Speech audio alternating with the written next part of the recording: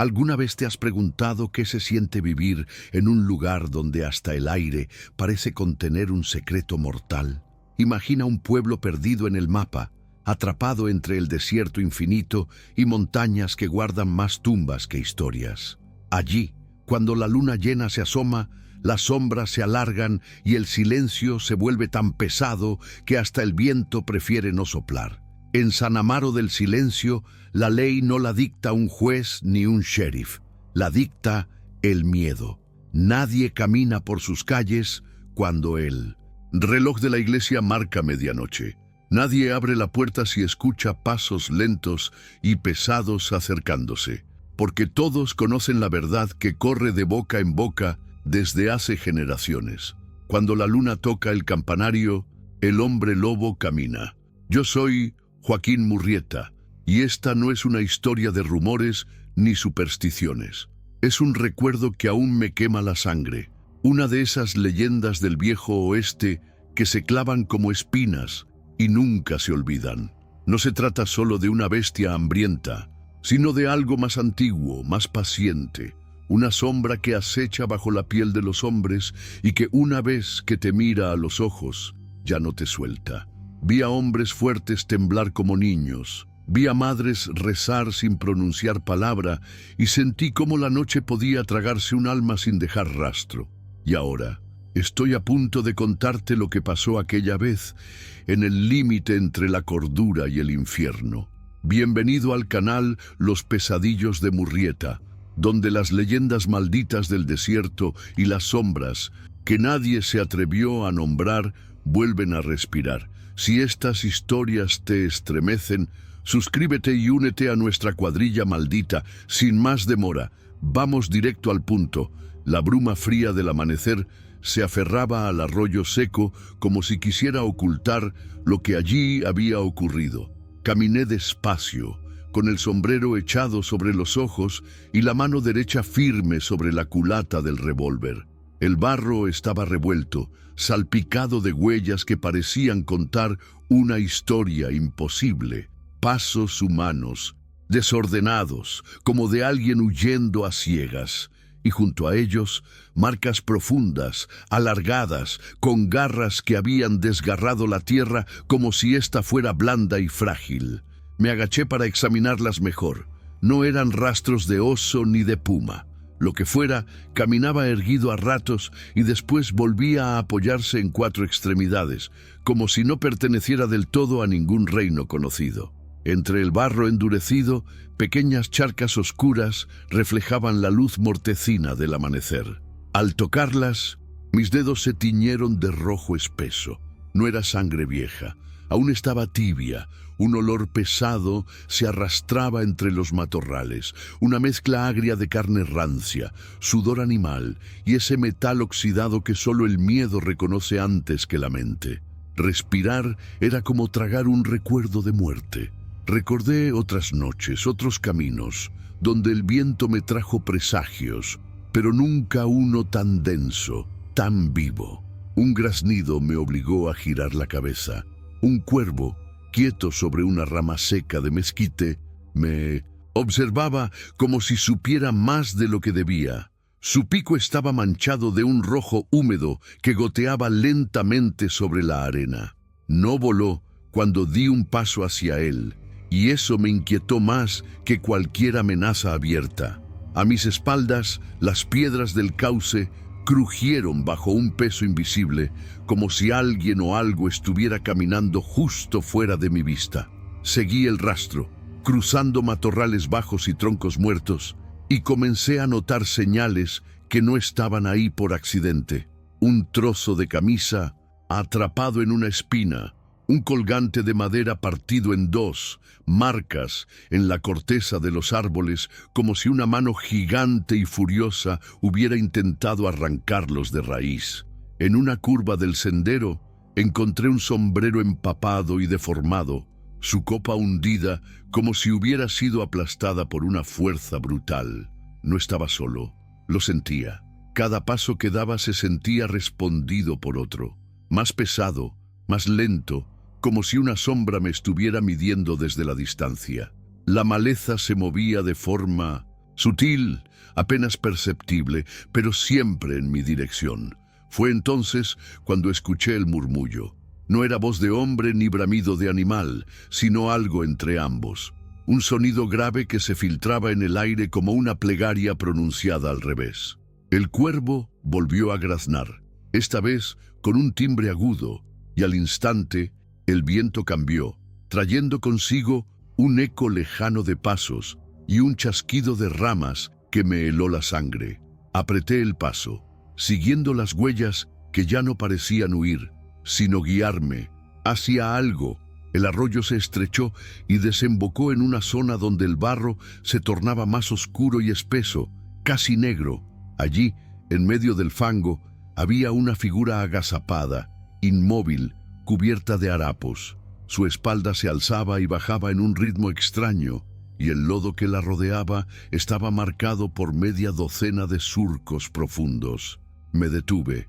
El silencio se cerró a mi alrededor como una trampa. La figura giró lentamente la cabeza y aunque sus ojos estaban hundidos en la sombra, supe que me había visto o reconocido. El cuervo alzó vuelo con un batir de alas furioso y el hedor se hizo insoportable. Lo que estaba frente a mí no era del todo hombre. Seguí el rastro hasta la vieja hacienda de los Barrenechea, un cascarón de piedra y madera que se alzaba en medio de un llano reseco, como si el desierto la hubiera querido tragar, pero no se hubiera atrevido del todo. El portón colgaba de una bisagra oxidada y cada vez que el viento soplaba, emitía un chirrido que parecía un lamento. Las paredes estaban tatuadas con símbolos que no se aprendían en misa. Círculos mal cerrados, cruces deformes, trazos torcidos que semejaban garras. Algunos estaban pintados con cal, otros con carbón y otros con algo que, por su tono oscuro, preferí no identificar.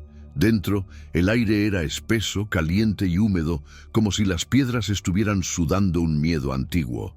En el suelo, hojas secas mezcladas con huesos de animales formaban figuras extrañas, y el eco de mis pasos se ahogaba antes de 1907 llegar a las paredes, como si el sonido mismo tuviera miedo de rebotar ahí dentro. En un rincón, un altar derrumbado yacía cubierto de polvo. El crucifijo que alguna vez lo coronó estaba partido en dos, y las velas, consumidas hasta el metal, parecían haberse apagado a la fuerza, dejando manchas negras como quemaduras en la mesa.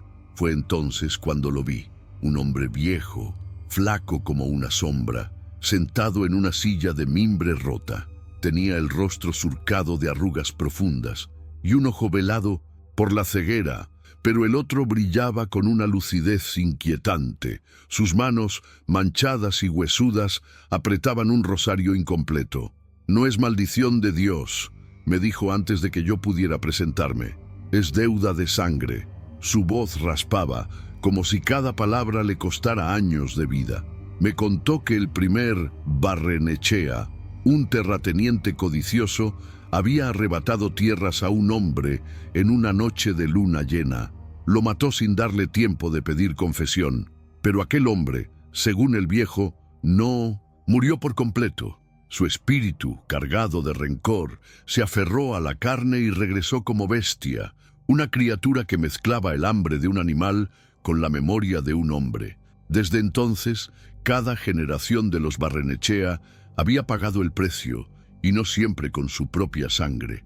Mientras hablaba, noté algo que me hizo apretar el revólver sin pensarlo. En su brazo izquierdo, a la altura del antebrazo, había marcas profundas de mordida. No eran de animal salvaje, eran dientes, pero demasiado grandes para pertenecer a cualquier humano. La carne a su alrededor estaba endurecida, cicatrizada en un patrón irregular, como si la herida se hubiera cerrado a la fuerza. Don Eusebio se inclinó hacia mí y su aliento olía a tierra húmeda. Me dijo que el último que intentó cazar a la criatura fue un sobrino suyo y que nunca encontraron su cuerpo. Solo un sombrero destrozado y las huellas de esas mismas garras que yo había seguido hasta allí. Sentí como algo se movía fuera, rozando la madera del portón con lentitud, como probando su resistencia. El anciano no se inmutó. Simplemente me miró con ese único ojo vivo y murmuró: si entraste, ya te vio. Y si te vio, te seguirá hasta que pruebe tu carne. El viento entró por una ventana rota, y con él llegó un sonido que me hizo recordar las peores noches de mi vida. Un gruñido bajo, húmedo, demasiado cercano, que se filtraba entre las paredes como si la casa misma lo estuviera respirando. Las calles de San Amaro del Silencio parecían más estrechas al volver. El polvo se levantaba con cada paso, pero el aire estaba tan quieto que hasta los remolinos morían antes de formarse. Nadie me habló de frente. Las miradas se deslizaban por encima de mi hombro, como si yo cargara algo que no querían reconocer. Fue en susurros, entre las paredes agrietadas y las persianas cerradas, que escuché las reglas que no aparecían en ningún papel. Nunca cruzar el río de sal después del ocaso. No mirar al campanario cuando la luna llena se alza detrás de él. Si sientes pasos que no son tuyos, no corras. Y la más importante, no seguir jamás el aullido. Aquellas palabras no tenían el tono de un consejo. Eran advertencias talladas en la memoria colectiva, cicatrices invisibles que el pueblo entero compartía. Sentí que cada sílaba llevaba el peso de generaciones enteras que habían aprendido esas reglas de la forma más cruel. Esa noche, la cantina estaba casi vacía. El mezcal sabía más a polvo que a agave, pero me quedé por costumbre, escuchando el silencio roto solo por el crujir de las sillas viejas. Frente a mí, un carretero de piel curtida y manos agrietadas que se hacía llamar Salgado bebía con la lentitud de quien quiere olvidar algo. Sus ojos eran de un gris opaco y su voz, cuando hablaba, se quebraba como una tabla vieja. Me contó, sin mirarme, que su hermano había desaparecido una noche en que decidió seguir un sonido que venía desde la llanura. No quedó de él más que un machete doblado, hallado junto al río. Fue entonces cuando el viento cambió. Entró por la puerta entreabierta, trayendo un sonido que no era del desierto. Era más profundo, más antiguo, un aullido prolongado, con una cadencia que parecía tirar de la sangre dentro de las venas, como si algo invisible intentara arrastrarte hacia afuera de ti mismo. Tenía un quiebre extraño, como si en medio de la voz animal hubiera un eco humano, un susurro disfrazado de grito. Salgado me miró apenas un segundo y vi cómo todo el color se le escapaba del rostro. Dejó el vaso en la barra sin tocarlo, se levantó y salió con pasos rápidos, sin decir palabra. Nadie lo detuvo. En menos de un minuto, la cantina quedó vacía, las sillas aún oscilando por el movimiento de quienes habían huido. Yo me quedé allí, de pie, con el vaso en la mano y el eco del aullido aún colgando en las paredes, como si éstas también lo hubieran escuchado y estuvieran temblando en silencio. El mezquite seco frente a la ventana crujió como si alguien lo hubiera tocado, y juraría que, entre la penumbra, vi un par de ojos observando desde la esquina más oscura de la calle. No brillaban como los de un animal. Tenían un destello húmedo, casi doliente, que me heló más que cualquier amenaza abierta. Aferré el cinturón donde reposaba mi revólver, pero no lo saqué. En el viejo oeste hay enemigos a los que la pólvora no impresiona, y sentí que esa noche había entrado en terreno donde el metal y la pólvora valían menos que un susurro.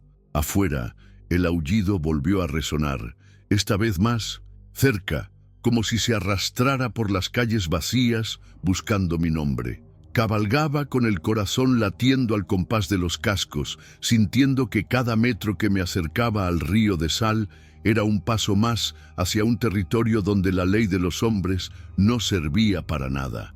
La noche estaba despejada, pero el aire cargaba un frío extraño, como si viniera de una tierra sin sol. Cuando el cauce apareció frente a mí, su superficie brillaba bajo la luna llena con un fulgor imposible. No era reflejo, era como si el agua estuviera cubierta de diminutos cristales helados, respirando luz propia.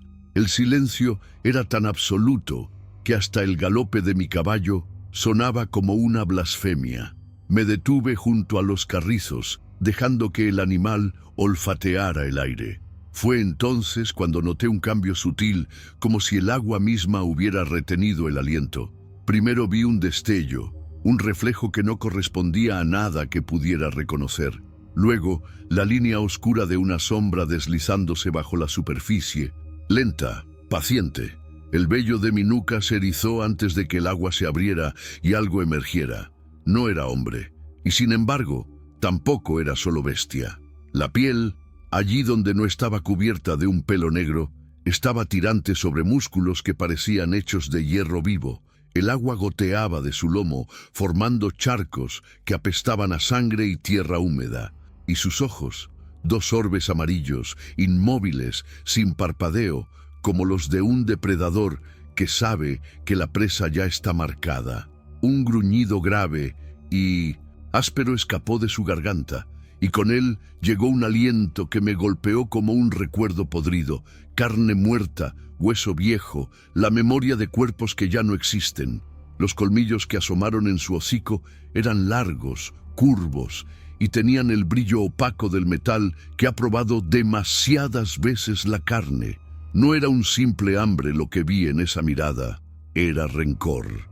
Instinto me llevó a desenfundar el Colt, el metal frío encajando en mi mano como si hubiera esperado este momento toda la vida. Pero la criatura no atacó. Se tensó, los músculos dibujando sombras bajo el pelaje, y en un salto que pareció borrar la distancia y el peso, desapareció entre la maleza. Solo quedaron el olor denso flotando sobre el agua y el temblor leve de la superficie, como si lo que acababa de ver no hubiera sucedido en este mundo, sino en otro, más antiguo, más salvaje. Me quedé quieto, sintiendo cómo la noche volvía a cerrarse sobre mí, pero no con el silencio de antes, sino con uno nuevo, uno que vigilaba. El caballo bufó, inquieto, clavando las patas en la orilla como negándose a moverse.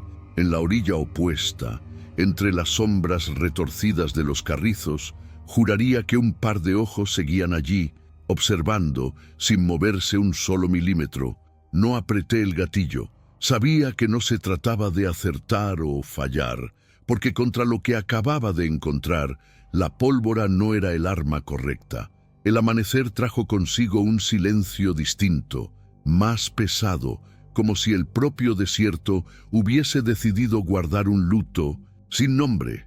A media jornada, un arriero llegó al pueblo con el rostro desencajado, las manos temblorosas y el sombrero colgando de un hilo de sudor.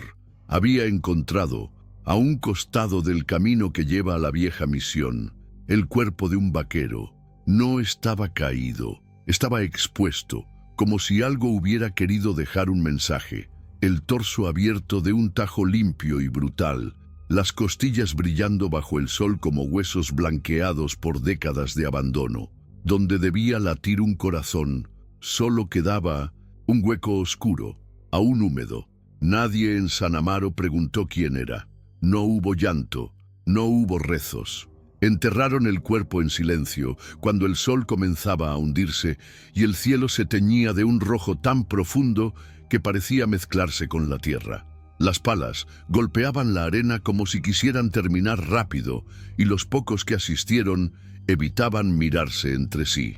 El aire olía a polvo, pero debajo de ese aroma se escondía otro más denso, uno que ya había sentido antes, el rastro invisible de la bestia. Yo, en cambio, no podía permitirme ese silencio. No era la primera vez que enfrentaba algo que caminaba fuera de la ley de los hombres, pero sí la primera en que sentía que, al mirarlo, parte de mí le pertenecía. Pasé la tarde en el taller de un herrero yaqui, un hombre de manos oscuras y firmes, que trabajaba el metal como si cada golpe fuera una plegaria. Le pedí balas de plata. Me observó sin sorpresa, como si ya supiera para qué las quería. No basta con matarlo, me dijo sin levantar la vista de su yunque. Si solo lo derribas, volverá. Hay que quemar lo que quede, o caminará otra vez bajo la luna. Sus palabras se clavaron en mí como plomo frío. Asentí, sintiendo el peso de cada sílaba, como si me estuviera entregando no un consejo, sino una condena. El martilleo de la plata se mezclaba con el crepitar del fuego, y en cada chispa que saltaba vi fugaces imágenes. Garras hundiéndose en carne, ojos amarillos brillando entre la maleza, y el agua del río de sal agitándose como si una sombra viviera bajo su superficie. Esa noche, mientras el pueblo dormía, recorrí las calles polvorientas, observando detalles que antes parecían inofensivos y ahora me gritaban advertencias. Símbolos tallados en marcos de puertas, cruces torcidas colgando de clavos oxidados, perros que olfateaban el aire y luego se escondían bajo los portales con un gemido bajo. La luna llena asomaba detrás del campanario, derramando una luz pálida que no calentaba, sino que parecía robarle el calor a todo lo que tocaba. En la plaza la curandera Jacinta me detuvo. Sus manos, frías como piedra de río, se cerraron sobre las mías. No me preguntó qué iba a hacer, solo me susurró con una voz que no temblaba pero llevaba siglos de cansancio. Si lo hieres y no acabas el trabajo, vendrá por ti, y no solo en la noche. Vendrá en tus sueños y cuando despiertes, seguirá ahí. Me solté, pero su mirada se quedó conmigo, como si sus ojos se hubieran grabado detrás de los míos. Caminé hacia mi caballo con las balas aún calientes en el bolsillo, sintiendo que el metal me quemaba a través de la tela. El viento trajo un rumor desde el llano, un aullido lejano, tan prolongado que parecía partir la noche en dos. No era un llamado, era una promesa. La noche llegó como una herida abierta en el cielo, y la luna llena colgaba sobre San Amaro como un ojo que no pestañea, vigilante y cruel. El viento bajaba desde las colinas con un olor espeso, metálico, una mezcla de sangre fresca y tierra removida, como si alguien hubiera abierto las tumbas del cementerio y dejado escapar su aliento. Yo estaba allí, en la sombra que proyectaba el campanario torcido sobre la plaza vacía, esperando. El edificio parecía inclinarse más que nunca, como si quisiera advertirme que no mirara hacia arriba cuando la luna lo coronara. A cada minuto, la noche se volvía más densa y el silencio más hostil. Ni un perro ladraba, ni un insecto se atrevía a cantar. Mi respiración se mezclaba con el eco apagado de mi propio pulso, hasta que, justo cuando las campanas invisibles de la medianoche parecieron sonar en mi cabeza, escuché un golpe seco. No fue un sonido común, sino el peso de algo vivo cayendo desde lo alto, seguido de un crujido húmedo que hizo que la piel de mis brazos se erizara bajo el poncho. Entre los escombros desprendidos del tejado, la vi, la bestia. No caminaba, se desplegaba. Era un cuerpo imposible, una amalgama de lo que alguna vez fue hombre y de lo que siempre había sido lobo. Las orejas largas y puntiagudas captaban cada movimiento de aire, y sus ojos, de un amarillo ardiente, me atravesaban como si ya supieran quién era y cuánto miedo estaba dispuesto a tragar antes de romperme. La piel se tensaba en zonas, pero en otras estaba desgarrada, dejando ver carne viva que palpitaba con cada respiración profunda. El hocico, ensangrentado, se abría solo para mostrar colmillos curvos, manchados con un brillo oscuro que no necesitaba explicación. No esperé a que me alcanzara. Apreté el gatillo. La detonación rebotó en las paredes de adobe y la bala de plata voló recta hasta hundirse en su hombro. El impacto fue como disparar contra una piedra caliente. La criatura se sacudió, lanzó un rugido que no era de este mundo y que retumbó hasta en las vigas más viejas de la iglesia. Sentí el aire temblar y los ventanales, aunque sellados con tablas, vibraron como si algo invisible quisiera atravesarlos. Pero no cayó, ni siquiera se tambaleó. Avanzó, lento, como si cada paso fuera un juicio pronunciado contra mí. Su sombra crecía con la luz de la luna, extendiéndose sobre las piedras de la plaza, cubriendo los grabados viejos que apenas se veían en el suelo. Símbolos que ahora ardían en mi memoria y que había visto en las paredes de la hacienda Barrenechea. Mi mano seguía firme sobre el arma, pero la otra, sin querer, buscaba la empuñadura del cuchillo que llevaba en la bota, como si en el fondo supiera que el metal frío que cargaba no sería suficiente. La criatura levantó la cabeza y por un instante pareció olfatear algo más allá de mí, como si no solo cazara mi cuerpo, sino todo lo que recordaba y lo que alguna vez amé. El viento cambió otra vez, y con él llegó un murmullo que no salía de su garganta, sino de las paredes mismas del campanario, un susurro viejo, repetitivo, que pedía un nombre, el mío. La persecución me llevó de nuevo a la hacienda maldita de los Barrenechea, como si el destino quisiera cerrarme en el mismo círculo donde todo comenzó. La luna colgaba sobre las ruinas como un testigo impasible, bañando cada grieta, cada muro derrumbado, con una luz fría que parecía hecha para señalar el lugar exacto donde la muerte iba a reclamar lo suyo. El viento atravesaba los corredores vacíos y arrastraba consigo un murmullo que no era del aire. Eran voces antiguas, susurros de quienes alguna vez vivieron y murieron bajo ese techo ahora abierto al cielo. El eco de las pisadas de la bestia resonaba entre los muros como martillazos en mi cabeza. No corría, cazaba. Sus movimientos eran pausados, calculados, como si supiera que el miedo no se mide en distancia, sino en tiempo. Giré en un pasillo medio derruido y apenas alcancé a apartarme cuando una garra, más grande que mi mano entera, se clavó en un pilar de adobe y lo partió como si fuera barro fresco. La nube de polvo que se levantó trajo consigo el hedor que me había perseguido desde el río de sal. Carne podrida, tierra húmeda y algo más. Algo que no puedo nombrar, pero que se mete bajo la piel y no se va. Apreté el gatillo y la bala de plata silbó en la oscuridad, impactando de lleno en su pecho. El sonido fue seco, como golpear piedra con piedra. La criatura retrocedió un paso, su respiración un rugido, sus colmillos brillando bajo la luz de la luna. Tropezó, pero se levantó de inmediato, babeando un hilo espeso que caía sobre la tierra y la oscurecía. Sus ojos ardían con un fuego enfermo, fijo en mí, como si quisiera arrancar más que mi carne. No hubo tiempo para más.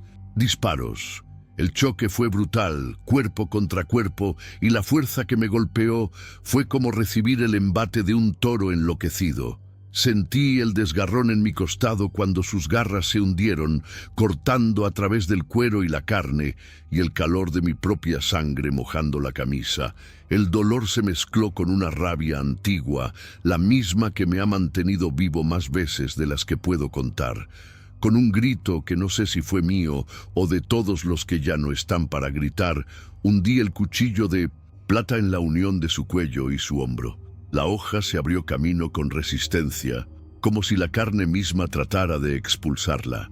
La sangre que brotó era espesa y caliente, y me cubrió el rostro con un sabor metálico que me hizo apretar los dientes.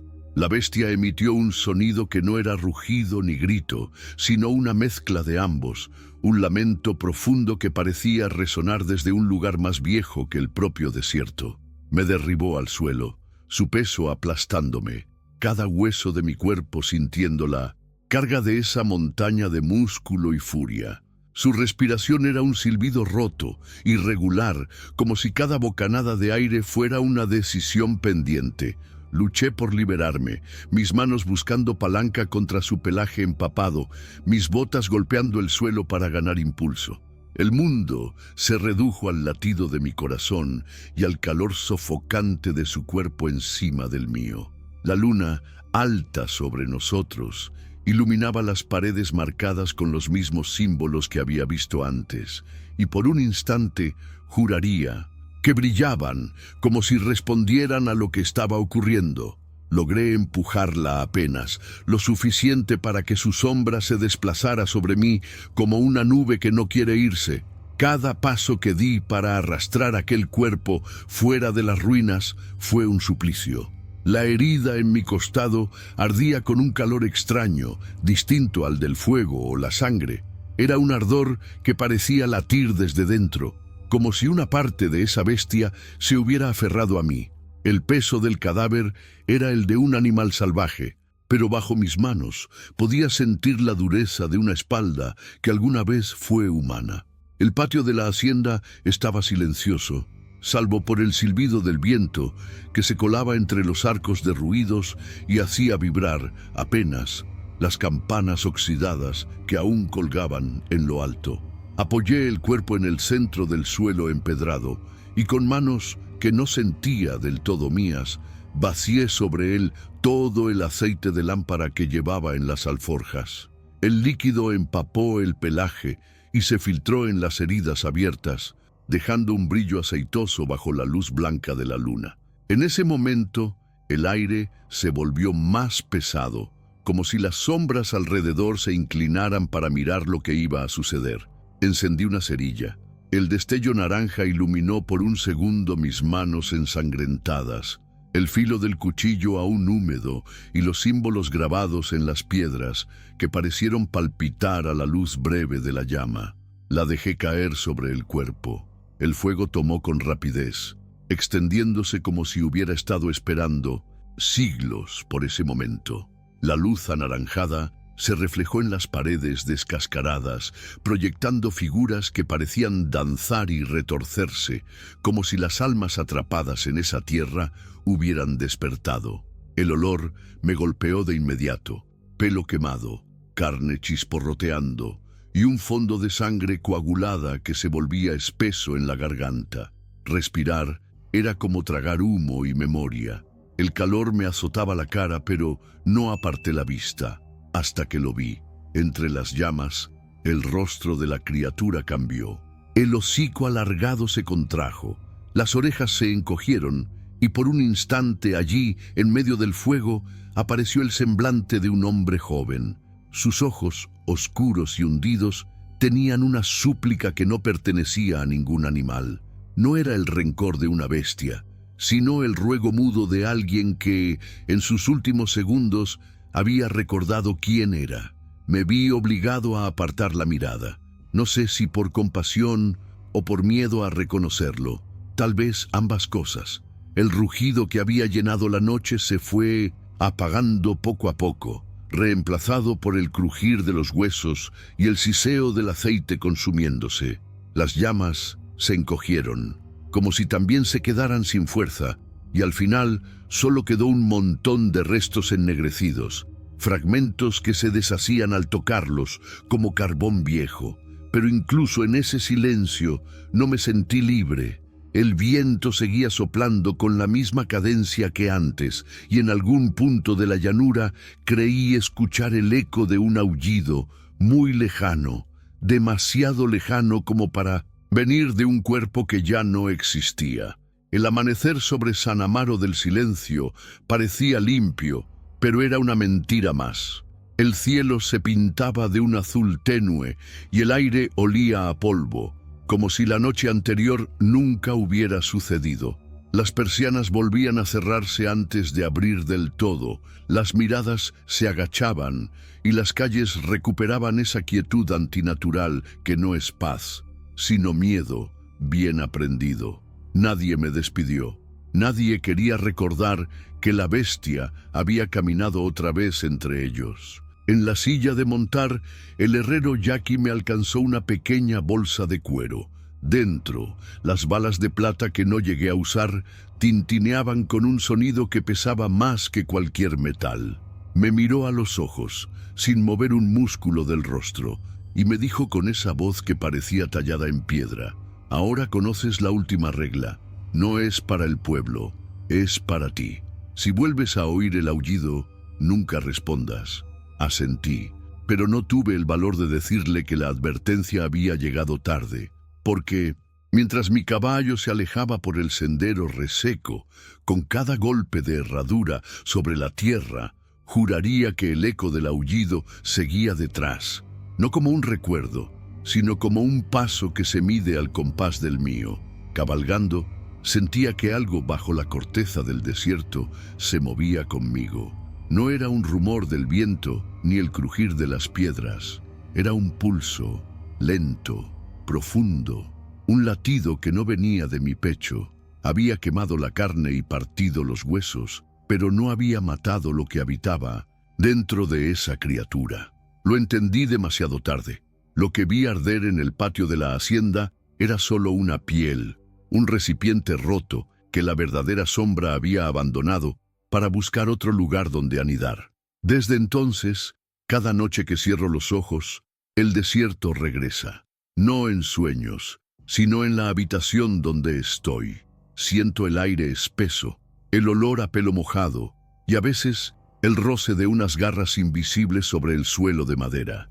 Sé que no es imaginación, porque hay momentos en que el silencio cambia y en ese vacío se cuela el principio de un aullido. No lo dejo crecer, no me atrevo a escucharlo entero, pero está ahí. Tal vez la bestia se ocultó entre las grietas de la tierra, esperando la siguiente tormenta para volver. Tal vez nunca se fue y camina en paralelo a mí, como una sombra que aprendió mi paso y mi respiración. He pensado en volver a San Amaro, pero sé que el pueblo no quiere verme, porque mi sola presencia podría atraerla otra vez. Lo que acaban de escuchar no es una leyenda más de cantina, ni un cuento para asustar a los forasteros. Es un pedazo de verdad, arrancado de una noche que no debería repetirse.